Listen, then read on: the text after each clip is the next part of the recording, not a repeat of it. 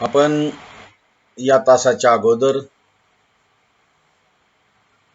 भंडारभोग या राजन गवस यांच्या कादंबरीविषयी माहिती पाहिलेली आहे. तिच्या एकूणच कथानकाचा सविस्तरपणे आपण विचार केलेला आहे. त्यातील काही वैशिष्ट्य त्या कादंबरीच्या संदर्भानं सर्वंकष बाजूने आपण त्याची चर्चा झाल्यानंतर राजन गवस यांचं दुसरं जे पुस्तक आपल्या अभ्यासक्रमाला आहे तो आहे कथासंग्रह ढव आणि लख ऊन. या कथासंग्रहामध्ये ज्या गोष्टी आलेल्या आहेत त्याचा विचार आपण करणार आहोत. राजन गवस हे जे आहेत हे 80च्या दशकानंतरचे मराठी साहित्यामधले एक महत्त्वाचे लेखक आहेत. त्यांनी कथा, कादंबरी, ललित गद्य, कविता अशा चारही वाङ्मय प्रकारामध्ये लेखन करून मराठी साहित्यामध्ये एक भर घातलेली आहे. त्यांच्या संपादनामध्ये निवडक कथा लेखनाचा आणि ललित गद्याचा विचार आपल्याला या पुस्तकाच्या निमित्तानं करायचा आहे. राजन गवस यांचा जर विचार केला तर ते पश्चिम महाराष्ट्रातल्या एका टोकावरच्या गडहिंग्लज, गारगोटी या कर्नाटकाच्या सीमेलगत असणाऱ्या प्रदेशाची पार्श्वभूमी राजन गवस यांच्या जडणघडणी मागे आहे. लेखक ज्या परिसरामध्ये, ज्या परिस्थितीत, ज्या भूभागावर जन्म घेतो, वावरतो, लहानाचा मोठा होतो, त्याच्यावर नकळत संस्कार, तिथलचे अनुभव, तिथलची जीवन पद्धती, जीवनशैली, तिथलच्या रीतिरिवाज, तिथलच्या रीतिभाती या सगळ्या गोष्टींचा त्याच्या जीवनावर परिणाम होतो आणि त्याचंच प्रतिबिंब जणू साहित्यात उमटत असतं. या 80च्या दशकामध्ये महाराष्ट्रामधल्या काही भागामध्ये समाज जागरणाच्या काही चळवळी उभारल्या गेल्या. त्यात देवदासींच्या संदर्भातली एक, त्या प्रथेविरोधातली एक चळवळ गडहिंग्लजच्या परिसरात निर्माण झाली आणि राजन गवस यांचा सक्रिय सहभाग या चळवळीमध्ये होता. त्याच परिसरामध्ये वाढणाऱ्या आदिवासींच्या, कष्ट करणाऱ्या एखाद्या व्यक्तींच्या, गावंढळपण आपल्या मातीशी चिकटून राहणाऱ्या त्याच त्या भूभागाच्या निगरगट्ट संघर्षशील व्यक्तींचं जीवन या कथा संग्रहामध्ये काही अंश आलेला आहे. तुम्ही जर आपण सगळ्या गोष्टींचा जर विचार केला तर एकंदरीतच राजन गवस यांच्या साहित्यावर त्या तिथल्या समाज जीवनाचा खूप मोठा प्रभाव, त्या समाज जीवनाचे प्रश्न, या सगळ्या गोष्टी त्यांच्या साहित्यामध्ये येताना दिसतात आणि त्याचा परिणाम त्यांच्या साहित्य संस्कृतीत हे झालेला दिसतो. विशिष्ट अनुभवाच्या ग्रहणातून त्यांच्या लेखनाची शैली, त्यांच्या लेखनाचे विषय, त्यांच्या लेखनाचं वास्तव किंवा शोषिताबद्दलची त्यांच्या लेखनातील कळवळ, कणव ही सगळी त्यांच्या साहित्यामधून आपणाला आलेली दिसते. राजन गवस यांचा जर या कथासंग्रहाच्या निमित्तानं विचार केला तर आपणाला त्याच्यामध्ये ज्या कथा आलेल्या आहेत त्या कथा व्यक्ती म्हणून त्यांचं जीवन सांगत असताना त्या व्यक्तीबरोबर समष्टीचं जीवन आपणाला आलेलं दिसतं. जसं कादंबरीमधून त्यांच्या तायप्पाची जीवन कहाणी आणि तायप्पाच्या बरोबर त्या व्यक्ती जीवनाच्या बरोबरच तायप्पासारख्या अशा अनेक बाप्यांचं वर्णन आलेलं दिसतं. त्यांचं जीवन कळतं. त्याच्याच लगत असलेल्या ग्रामीण भागातल्या या जोगतिनींचं आयुष्य कळतं. ज्याच्या घरी जोगता किंवा जोगतीन सोडली जाते त्याच्या घरच्या परिस्थितीच्या संदर्भानं त्याची होणारी ससेहलपट, त्या परिस्थितीचं गांभीर्यानं विचार राजन गवस करताना दिसतात. आपल्याकडे जी नवी संस्कृती, नवसंक्रमण जे आलं त्याबरोबर इथलची नैसर्गिक शेती कशी उद्ध्वस्त होत होते, राजकारण, सामाजिक समस्या या सगळ्यामुळे शहर आणि खेडी याच्यामधलं जे द्वंद्व आहे, खेड्याचं होणारं शोषण आणि नगरं कशी वाढत जात आहेत, या सगळ्या गोष्टींचा विचार त्यांनी या साहित्यामध्ये केलेला आपल्याला दिसतो. त्यांच्या एकूणच कथा लेखनाच्या संदर्भात 1981च्या सुमारास त्यांची जी पहिली कथा प्रसिद्ध झाली, रिवना वायली मुंगी व आपण माणसात जमा नाही, त्यांचे 2 कथासंग्रह प्रकाशित झाले. तर त्यांच्या ढव आणि लखवून या कथासंग्रहामध्ये रणधीर शिंदे यांनी संपादित केलेल्या कथा आहेत. या कथासंग्रहाच्या निमित्तानं आपण जर बघितलं तर व्यक्ती जीवनातील विशिष्ट टप्प्यातील अनुभव, एखाद्या व्यक्तीचे अनुभव ते त्याच्या व्यक्ती म्हणून एक प्रतिकात्मक रूपाने आलेले अनुभव लेखक आपल्या समोर मांडतो. त्यांची जी निवेदन पद्धती आहे, कथेतला जो अर्थ आहे, त्यातलं जे कथानक आहे, त्यातली जी पात्र आहेत, वातावरण आहे, त्याची भाषा आहे, या सगळ्याच घटकांच्या द्वारे राजन गवस यांची कथा आकार घेताना आपणाला दिसते. मोजक्याच पात्रांच्या रूपाने त्यांनी तिथलची वातावरण निर्मिती आणि त्या पात्रांचं जीवन सांगून त्याच्या पाठीमागे अशाच लोकांचं कसं जीवन असू शकतं याचाही निर्देश या कथा लेखनाच्या संदर्भानं राजन गवस करताना आपल्याला दिसतात. मराठीमध्ये एक नवी कथा खऱ्या अर्थाने 1945च्या नंतर अवतरली असं म्हणतात. गंगाधर गाडगीळ, व्यंकटेश माडगूळकर हे त्या काळातले कथा लेखक. नंतरच्या काळात काही कथा लेखक तयार झाले. 80च्या नंतरच्या काळात रंगनाथ पठारे, अनिल डांगे, राजन खान हे असे लेखक अस्तित्वात आले. त्यांच्या मागोमाग ह्या सगळ्या लेखकांच्या नंतर राजन गवस यांच्या कथेचा विचार येतो आणि त्यांच्या कथांचा विचार करताना त्यातल्या आशयसूत्राचा विचार करण्यापूर्वी आपणाला त्याच्या आधीच्या 2 दशकातलं महाराष्ट्रातलं सामाजिक पर्यावरण आपण लक्षात घेतलं पाहिजे. विशेष करून त्यातल्या त्यात कृषी संस्कृतीच्या संदर्भात बदलाचा जो माहोल आहे, त्या माहोलाचाही विचार करणं आपणाला गरजेचं आहे. म्हणजे साधारणपणे 70च्या दशकानंतर कृषी जीवनात खूप मोठे बदल होऊ लागले आणि ते बदल 80च्या दशकामध्ये अगदी तीव्र बनलेले.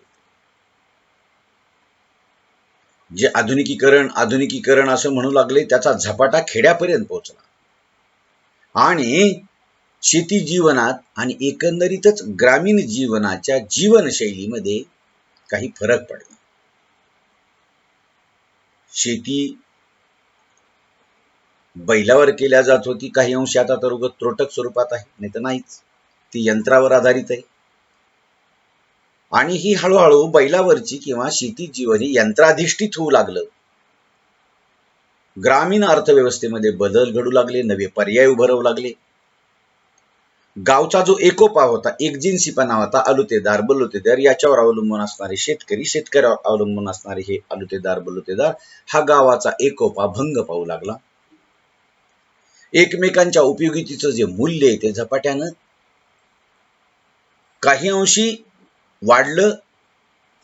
मला माझ्या बैलाची आता गरज वाटेना गेली तर ट्रॅक्टरची वाटू लागली.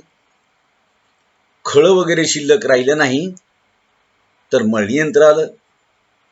आणि या सगळ्या गोष्टीमुळे काय झालं, माणसं हळूहळू गावाकडून शहराकडे जाऊ लागली आणि कुटुंब व्यवस्थेला हादरे बसू लागले. कुटुंब व्यवस्थेला हादरे बसू लागले हे काही जास्त फरकाचं नाही, परंतु माणूसपणाबद्दलची आस्था मात्र ही राहिली नाही. म्हणजे अनास्था वाढू लागली आणि नव्या पर्यावरणात स्त्रियांचे, सुशिक्षितांचे प्रश्न पहिल्यापेक्षा तीव्र बनू लागले. त्या काळात त्या समकालीन राजकारणाचा खूप मोठा तडाखा देखील समाजकारणावर बसला. सत्तेसाठीच सर्व गोष्टी केल्या जाऊ लागल्या आजच्या सारख्याच कदाचित. जातीची वर्गाची अस्मिता ही जरा प्रकर्षानं जाणवू लागली, त्यातले तेढ निर्माण होऊ लागले. त्याचबरोबर सहकाराचं जाळं आलं, कारखानदारी आली,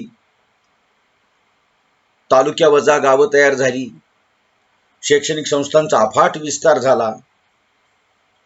पण या सर्व गोष्टींचा सर्वसामान्य माणसांच्या उन्नतीवर मात्र विधायक स्वरूपाचा उपयोग होण्याऐवजी तो नकारात्मक दृष्टीने मोठ्या प्रमाणावर झाला. आणि असं काही अंशी सामाजिक सांस्कृतिक वातावरण 80च्या दशकानंतर महाराष्ट्राच्या पटावर हे आकाराला येऊ लागलं. आणि या सगळ्या बदलत्या स्थलावकाशाचं वर्णन वेगवेगळ्या त्यातल्या रंगछटासह जिवंत चित्रण राजन गवस यांच्या कथेतून आपल्याला पाहायला मिळतं. त्यातली संवेदनशीलता, त्यातला बदल, पालट, हे सगळ्या गोष्टी आपल्याला कळतात. या कथासंग्रहामध्ये साधारणपणे 13 कथांची निवड केलेली आहे. त्या 3 ललित लेखांची सुद्धा निवड आहे. या कथा साहित्यातून प्रकटणाऱ्या जीवन दर्शनाचं प्रातिनिधिक स्वरूप आपणाला या कथांमधून घडतं. या कथेचे आशय सूत्र जीवनाला भेटणारे आहेत. या सगळ्या गोष्टींचा जर आपण विचार केला तर राजन गवस यांच्या कथेतील आपणाला जे प्राथमिक स्वरूपाचं वैशिष्ट्य सापडतं तर ते त्या कथांमधून स्त्रीविषयक जाणीवा प्रकट करतात. रिवणा वायली मुंगी, तिच्या वळणाची गोष्ट, घुसमट, तळ आणि हुंदका या कथा स्त्रीविषयक जाणीवा प्रकट करतात. कारण स्त्रीविषयक जाणीव हेच या कथासंग्रहातल्या मी आत्ता ज्यावर कथा वाचल्या त्या कथांचं आशयसूत्र आहे. या कथांमध्ये स्त्रीविषयक जाणीव आहेत. खेड्यातल्या स्त्रियाचं जे जगणं आहे ते जगणं इथं केंद्रवरती आलेलं आहे. आणि म्हणून खेड्यातील स्त्रियांचं हे जगणं, त्यांच्या समस्या, त्यांचे कुटुंब व्यवस्थेतील त्यांचं असलेलं स्थान या कथांमधून आपल्याला पाहायला मिळतं. जर आपण मराठी कथांमध्ये विचार केला गेला परंपरेनं तर बहुतांश कथा या पुरुष कथाकारांनी स्त्रीचे पारंपरिक स्वरूपाचं चित्रण केलेले आहे. त्या दृष्टीनं जर राजन गवसांचा विचार केला तर त्यांच्या कथेमधील स्त्री दर्शन हे ठळकपणे आणि स्वतंत्रपणे आलेलं आपल्याला दिसतं. ग्रामीण कथेच्या परंपरेत आपण जर शंकर पाटलांच्या कथेचा विचार केला तर त्यांच्या कथेमध्ये स्त्री जीवनाचे चित्रण आले दिसते. भुजंग, वेना आदी या कथा त्यांच्या आहेत. तर रिवणा वायली मुंगी, तिच्या वळणाची गोष्ट, तळ ह्या ज्या कथा आहेत 2-3 या कथेमधून ग्रामीण संस्कृतीतील स्वतंत्र व्यक्तिमत्वाच्या, स्वतंत्र बाण्याच्या स्त्री जीवनाचं दर्शन राजन गवस घडवतात. या स्त्रियांच्या भोवतालचं जे पर्यावरण आहे ते पर्यावरण तिच्या स्वतंत्रपणावर कसं गदा आणतं, तरीही ती या व्यवस्थेमध्ये आपलं स्वत्व जपण्याचा प्रयत्न करते, झगडा करते, हे सगळं चित्रण त्याच्यामध्ये. रिवणा वायली मुंगी ही जी कथा, या कथेमध्ये रिंगणाच्या बाहेर चालणाऱ्या मुलीची कथा व्यक्त झाली. हे रिंगण इथल्या जखडलेल्या व्यवस्थांचं आहे, जाचाचं आहे, कायदे कानूनांचं आहे. या रिंगणाबाहेर चालण्याचा ती सतत प्रयत्न करणारी अशी ही स्त्री आहे. पण या तिच्या सगळ्या प्रयत्नांना सतत कोणीतरी लगाम घालतो. तिचा जो खूप मोठा अवकाश तिला न देता तो सीमित करतो. पण ती अत्यंत बंडखोर विचार करणारी स्त्री आहे. संपूर्ण जीवन व्यवहाराकडे अगदी छदमीपणानं पाहणारी ती तरुण स्त्री आहे. गावची शीव ओलांडून कॉलेजचा उंबरा बघितलेली पहिलीच स्त्री, बिनधास्त स्त्री, धीट आत्मविश्वासानं तयार असलेली ही स्त्री आपणाला या कथासंग्रहामध्ये दिसते. असं हे राजन गवस यांच्या कथासंग्रहाच्या बाबतीत आपणाला सांगता येईल. भारतीय समाज व्यवस्था जी आहे ती कुटुंब व्यवस्था, विवाह संस्था या सगळ्यांच्या बाबतीत भारतीय लोकजीवनामध्ये एक प्रथा परंपरा आहे, एक आखून दिलेलं रिंगण आहे.